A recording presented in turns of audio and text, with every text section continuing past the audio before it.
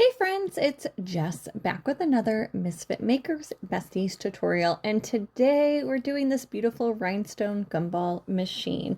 Make sure you hit that like and subscribe button. That's the way to get notified. We upload once a week, and also check out our free Facebook group, Tumblers and Crafting with Misfit Makers. And if you want to take your business to the next level, check out our mentorship group, Misfit Makers Besties.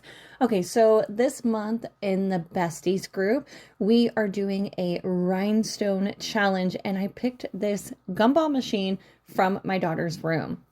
I'm currently in my daughter's room right now. Her and I were watching a movie, and I was like, go get me your gumball machine. We're going to start this tonight.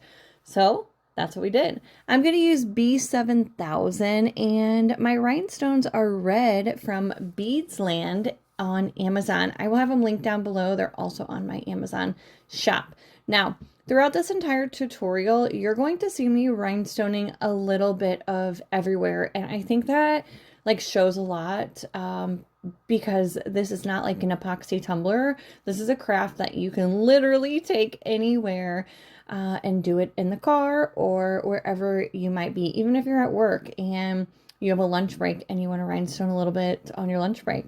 That's the neat thing about this. So this did take me forever, guys. I definitely oh, did you guys see the handful of goldfish that just went in my mouth? Don't judge me.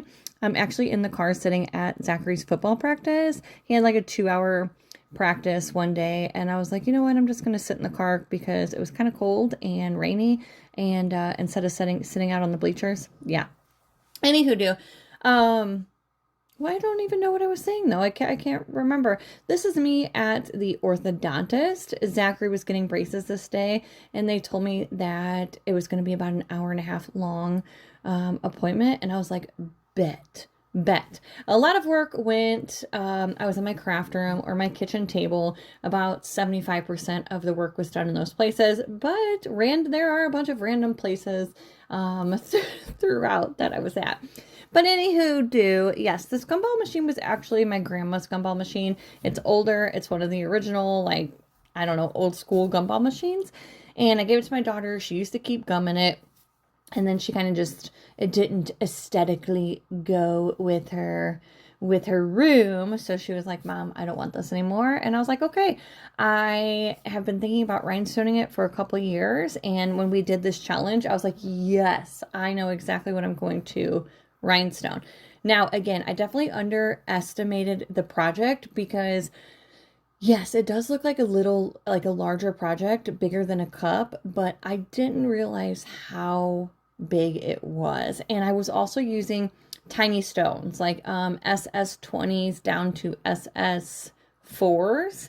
And I didn't really use a lot of 20s, just because the curvage of the gumball machine, I used a lot of the smaller size stones, as you see on my mat. So I did the math. I think there's 42,000 stones, which is crazy to think about. But overall, like I said, it didn't take, considering, yes, it took me a couple months because I was only working on it here and there. In my defense, I started it in October and I got it done in December.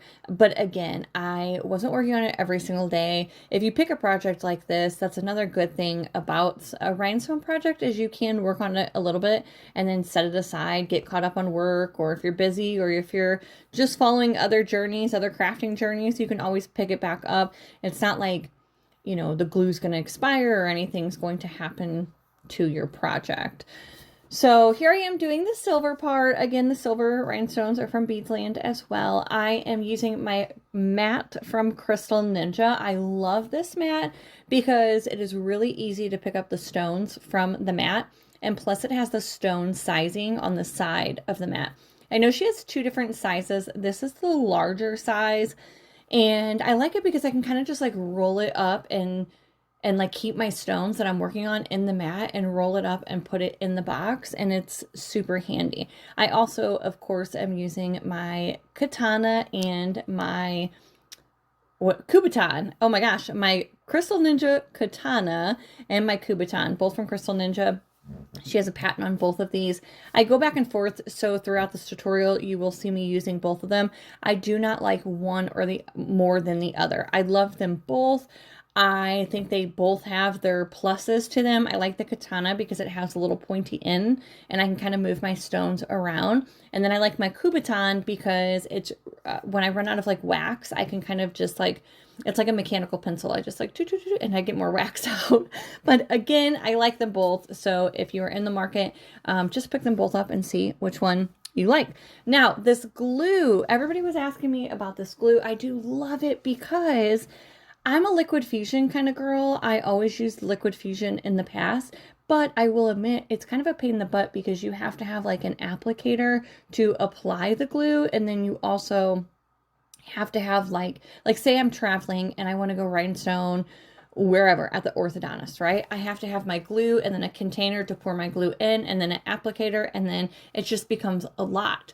Well, it's individual bottles. So and it has like the tip, so you just put the tip back in the bottle and then the bottle never gets clogged up. I don't know. It's genius. I love it. I'm obsessed with it. I love the glue. Love, love, love.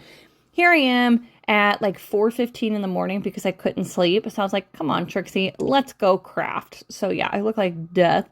But this was right around Christmas time and I was trying to meet my deadline. And you see, I'm about halfway done with the red part. And at this point, I was really doubting myself. I was like, I'm never going to finish this before Christmas. I'm not going to get this done. I just felt like with a project like this or something larger, you can kind of feel like you're not seeing progress. And that's where I was at. Like I was adding stones to it every day at this point because again, I was trying to hit that deadline. It was like a few days before Christmas and I had a million other things to do, like the most of us, like cooking and cleaning and, prepping for the holidays. But I wasn't seeing progress. And I'm like, oh my gosh, keep going. Don't give up. Just keep going, keep going, keep going, because eventually you will see progress. So just don't give up if that happens to you. This month in the Besties group, we also did a Besties template tumbler and it turned out adorable. So I was trying to juggle this and go back and forth between like the Besties cup and this, so I didn't get burnt out on one thing.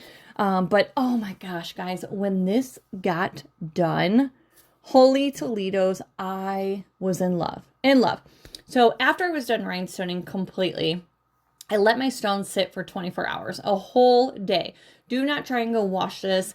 You don't put the last stone on and then you're like, yes, I'm done. I'm going to go wash this an hour later. No, give your item time for that glue to completely settle in. Okay. 24 hours, friends. After that, I want you to take your item over the sink and get a scrub brush. Look at those little hands. Look at those little chubby hands. Of course, I had many helpers during this rhinestone project. But anyway, I want you to grab a scrub brush. A little nail scrub brush will work great. And just go to town. If you're a messy rhinestoner like I am, I had glue all over my stones. I mean, like all over. I also put way more glue down than I needed on some parts. So again, don't be afraid to take that scrub brush and really get in there and scrub those stones. Okay. Rinse it all dry. With this, it didn't matter if I got water in there because it's not an electronic or anything. Obviously, if you're rhinestoning electronic, you can't do this. You need to be a little more careful on how you clean it. But with this, it didn't really matter. So I let this dry just naturally, and then it was time to fill it up. So originally, this is my daughter recording me. Oh my gosh, guys, I'm so sorry. She's a mess. So originally I was going to put gumballs in it, but I redid my little coffee bar. This was after Christmas and I was getting it ready for Valentine's Day. And so we went to the dollar store and I got all these conversation hearts at the dollar store. And I was like, how cute would it be to fill it up with conversation hearts and set it on my coffee bar? I am obsessed with this. Okay. Look how freaking cute. Every time I walk by it, I'm like, this is adorable. I hope this tutorial helped, and I hope you guys have fun rhinestoning. Comment down below and tell me what you plan on rhinestoning next. Voila!